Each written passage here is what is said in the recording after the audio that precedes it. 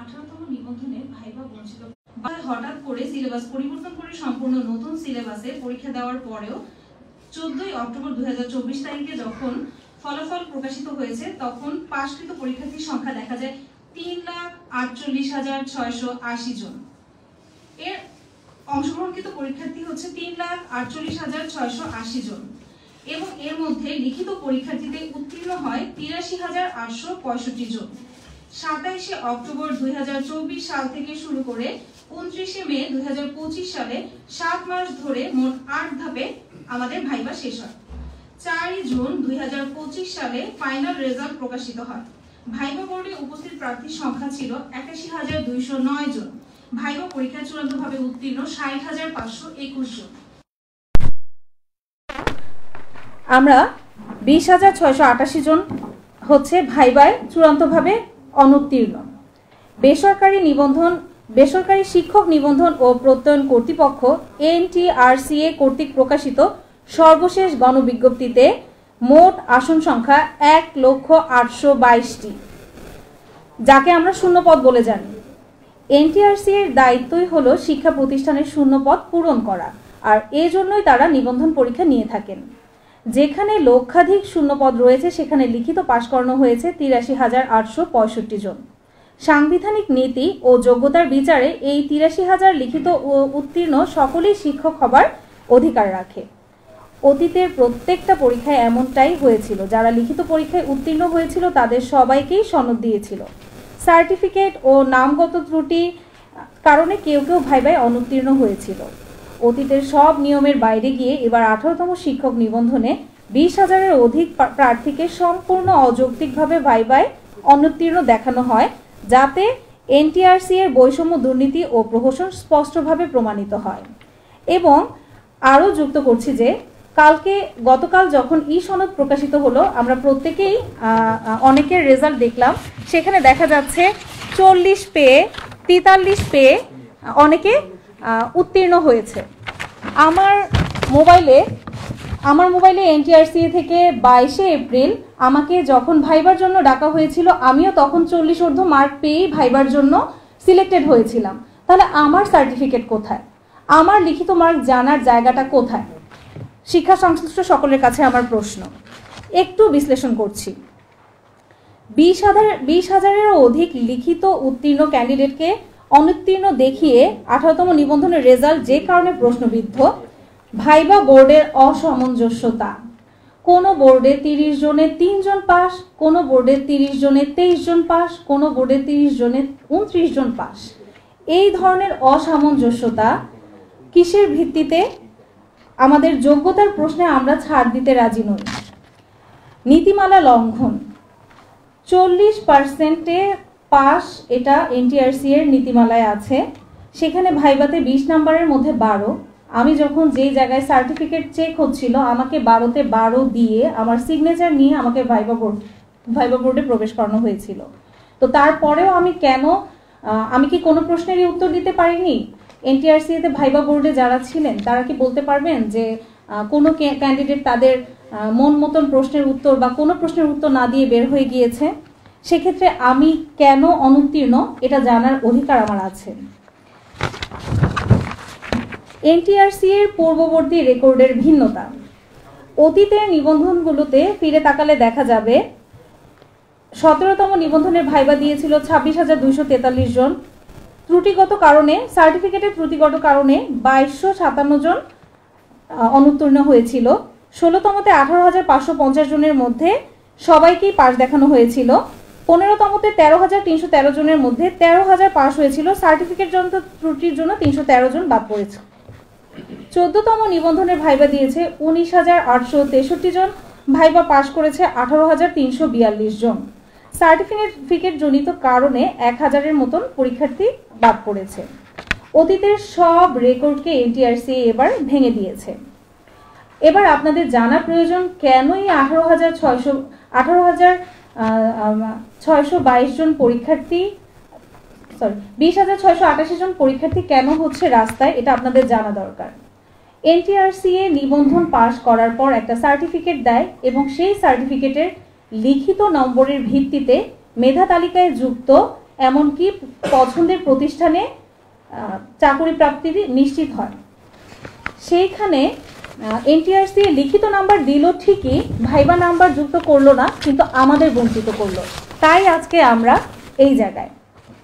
Viva বোর্ডের অনিয়ম এবং দুর্নীতি, যেই ভাইবা নম্বর যুক্তই হলো না সার্টিফিকেটে, সেই ভাইবার জন্য 8 মাস সময় পার করা, এটা আসলে কিসের ভিত্তিতে তারা সনদও দিয়েছে তারা নিজেরাও হয়তো বলতে পারবে না। শূন্য পদের অর্ধেক পাশ করানো, এনটিআরসিএ শূন্য পদ প্রকাশ করেছে 1 লক্ষেরও বেশি। সেখানে আমাদের 18তমতে পাশ দেখিয়েছে 60,000-এর মতন, এবং পূর্ববর্তী নিয়োগ বঞ্চিত যারা আছে তাদের মধ্যে হয়তো 17তম থেকে কিছু মানুষ এখানে নিয়োগ পেতে পারে।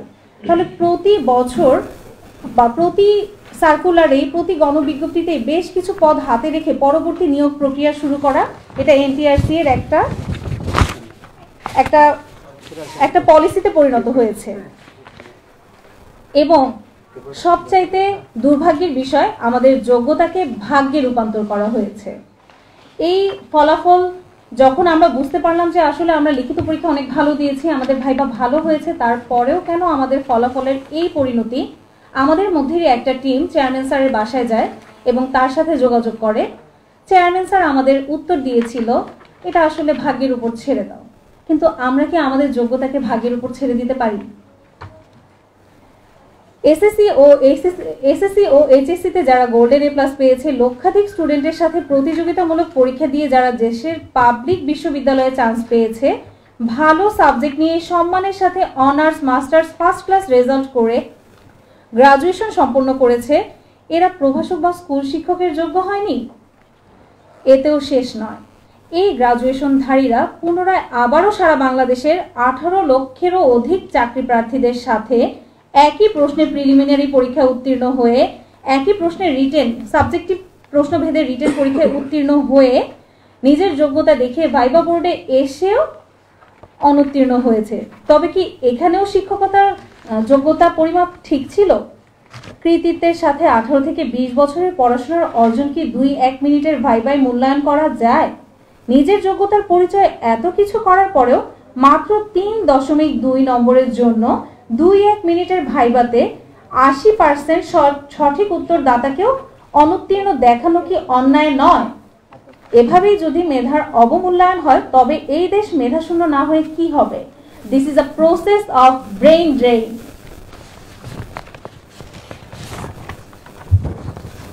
আমি সামগ্রিকভাবে আমাদের ফলাফল বঞ্চিতদের পক্ষ থেকে কয়েকটি কথা বলবো। এ অবধি কোনো নিবন্ধনের ভাইবা নম্বরের ভিত্তিতেই চাকরি হয়নি, কিন্তু গত নিবন্ধন পর্যন্ত প্রতিটি সার্টিফিকেটে রিটেন নম্বর এবং ভাইবা নম্বর একসাথে দেখানো হয়েছে। আর গতকালকে সনদে শুধুমাত্র রিটেন নম্বর দেখানো হয়েছে। সেক্ষেত্রে এভাবে অনুত্তীর্ণ দেখানো আমাদের পক্ষে মেনে নেওয়া সম্ভব না। আমার মতো একজন ভাইবায় অনুপস্থিত থেকে অকৃতকার্য, আর আমি ভাইবা পরীক্ষায় উপস্থিত থেকে বোর্ডের টিচারদের প্রশ্নের অ্যান্সার দিয়েও অকৃতকার্য। এটা মানা যায় কিনা আপনারাই বিবেচনা করবেন। এনটিআরসি আরও একটা পলিসি করে, কিছুদিন পরপর নতুন নতুন নিয়ম যুক্ত করে, যার ফলে আমরা যারা নিবন্ধন পরীক্ষায় পার হয়ে এই পর্যন্ত আসি, আমাদের মধ্যেই দলে দলে বিভাজন তৈরি হয়। কখনো বয়স, কখনো অন্য কোনো নীতিমালা।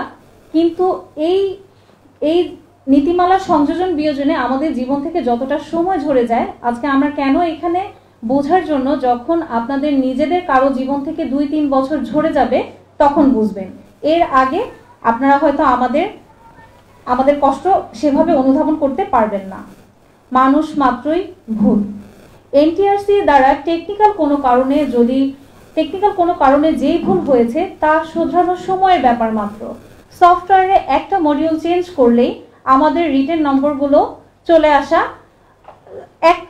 একটা দুইটা ক্লিক বা হাফ অ্যান আওয়ারের কাজ।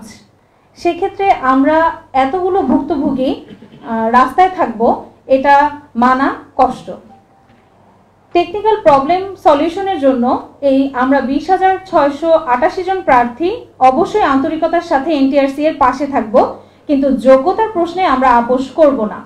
এসএসসি এইচএসসি সহ সার্টিফিকেট প্রদানকারী সব থেকে বড় বোর্ড পরীক্ষা যেখানে চ্যালেঞ্জের অপশন থাকে, সেখানে এটা খুবই সহজ বিষয়। আমরা আশা করব আমাদের চেয়ারম্যান স্যার, ভারপ্রাপ্ত চেয়ারম্যান স্যার এবং সংশ্লিষ্ট সকলে আন্তরিকতার সাথে বিষয়টি সমাধান করবেন। আমাদের দাবি সমূহ: অনুপস্থিতি এবং কাগজে ভুল ব্যতীত সকলের ভাইবা ফলাফল পুনর্বিবেচনা করে সনদ প্রদান, রিটেনের নম্বরের ভিত্তিতে পূর্বের ন্যায় গণবিজ্ঞপ্তিতে আবেদনের সুযোগ এবং জাতীয় মেধা তালিকায় আমাদের যুক্তকরণ। ধন্যবাদ সবাইকে।